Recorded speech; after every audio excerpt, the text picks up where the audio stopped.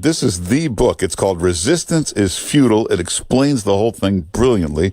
Ann Coulter's new book, it's already a big bestseller, Resistance is Futile. You get it at Amazon or AnnCoulter.com. You can get a column there, too, and follow her on Twitter. Ann Coulter, how you doing? Fantastic. How are you, Mark Simone? Very good. But talk about resistance. Talk about crazy. So if Dianne Feinstein had these allegations in July and decided not to bring it up in the 1,300 questions that Kavanaugh was asked, what does that tell you? Well, I'm glad you asked that. Obviously, they were not. Even Di-Fi did not consider this a credible claim, in as much as Kavanaugh's accuser doesn't remember the date. She doesn't even remember the year. She doesn't know whose house it was at. She has no evidence, no corroborating witnesses. But last week, there were all these polls breaking showing that Democrats might even take back the Senate this election. That had been considered out of reach. So suddenly it's pedal to the metal, anything to stop Kavanaugh. Yeah, but I always look at the polls to dig into the metrics. It turned out they forgot to survey Republicans in the poll. That could well be, but it was the first time. It was quite noticeable. If you are hate watching MSNBC and CNN, they'd have a segment with Steve Kornacki jumping around, pointing out how Democrats could win Florida and Arizona and even Texas, and then the next segment is and new allegations breaking against the Supreme Court nominee. Yeah, but this Steve Kornacki, he's getting so into the weeds with the numbers. You want to say to him, hey, did you look at the metrics? They got Republicans at 23% in the sample. Should be 34%. Where is he on that? Oh, that's interesting. I like watching him. He seems like one of the sanest people at MSNBC. Sane? He can't even put on a jacket. He's the guy that always wears a sweater, and he looks like Bob Vila. He's jumping around like a nut. He's very excited about his poll numbers. I like a man who enjoys his work. Oh, yeah, but he's like that. Who's that goofy? That Nate Silver. He's like one of those guys. He's not too bad in the numbers either. Remember, he was viciously attacked before the 2016 election because he didn't say that there was a 100% chance that Hillary was going to win. Hey, if you read this new Stormy Daniels book, I thought the most interesting thing is she's with him one night, and he gets a call from Hillary, and it's clear from what she's saying, they were on the phone a long time. This is during the 2008 race. They were obviously really good friends having a long conversation. How does Hillary explain that away? Is that true? Yeah. Yeah, she's calling about, I'm having trouble in the race, and he said, well, here's what you need to do. I mean, she's really consulting him. She could tell they were pretty close. So. Well, that's probably worse for him than the alleged affair. All right, that could be. Hey, the DNC chairman, vice chairman Ellison, who's getting elected in Minnesota. Yeah. This guy's got double women accusing him of violently abusing them. Pictures, video, police reports. Where are the Democrats on that? No, it's got to be overwhelming, even to the casual observer by now, that if you accuse someone who is an appropriate enemy, a frat boy, a lacrosse player, the fictional Haven Monahan at UVA, who was the villain of the Rolling Stone gang rape story, Clarence Thomas, the women must be believed, even for not particularly violent accusations. I mean, Clarence Thomas was only even accused, and I think he didn't do it, but of talking about pornography and that sort of thing. Talking. Did he touch you? No, but he was standing in a position where he could have reached me. Meanwhile, Teddy Kennedy killed a girl, famous for molesting women, the sandwich he and Senator Dodd used to engage in. Currently, right now, we have, as you say, the co-chair of the Democratic Party accused of beating up a mistress. And wow, we don't hear anything about that.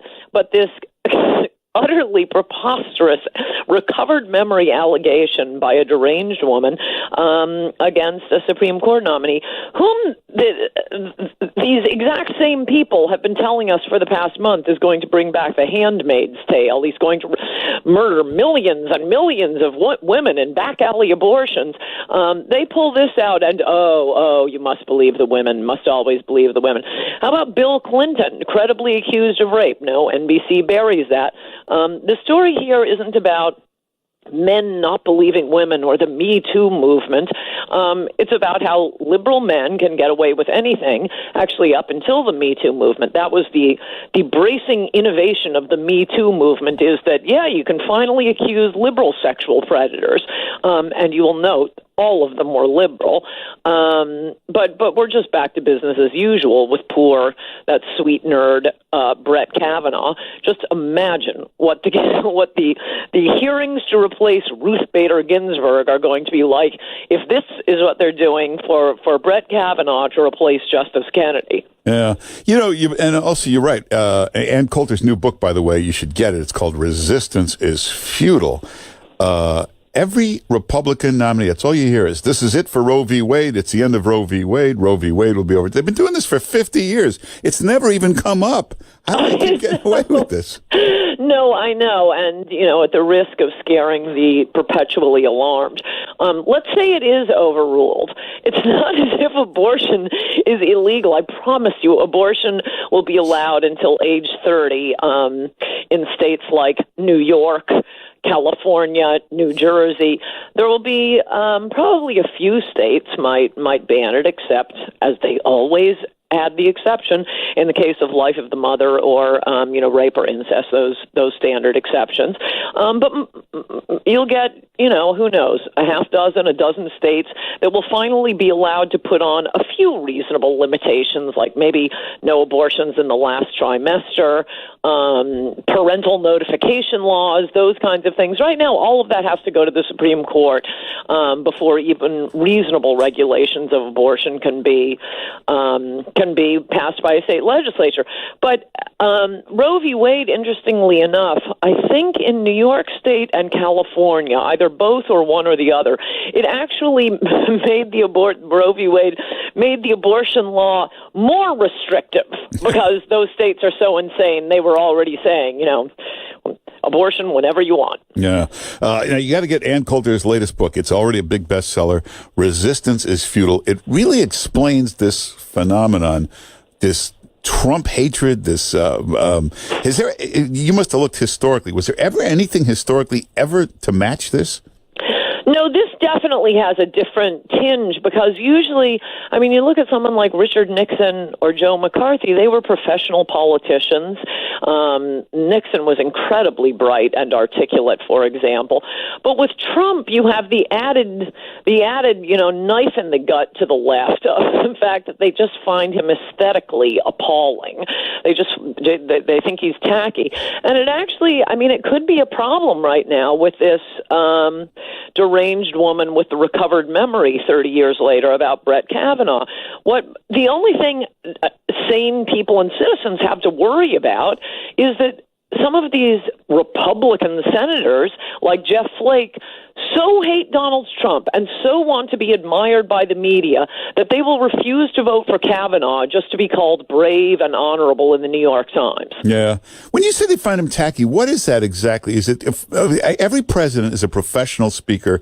Also, every president is from the South, or they're from a farm, or they're from the suburbs. We've never had a big city president, and certainly not a guy from Queens. Is that what it is? That tough-talking brashness? No, the Roosevelts were from New York and very slick, but they were from Hyde having Park. Ongoing conversations with porn stars, for example. They didn't slap their names up on every building, and they didn't choose their cabinets based on how rich they were. So yes, there are some points on the tackiness scale.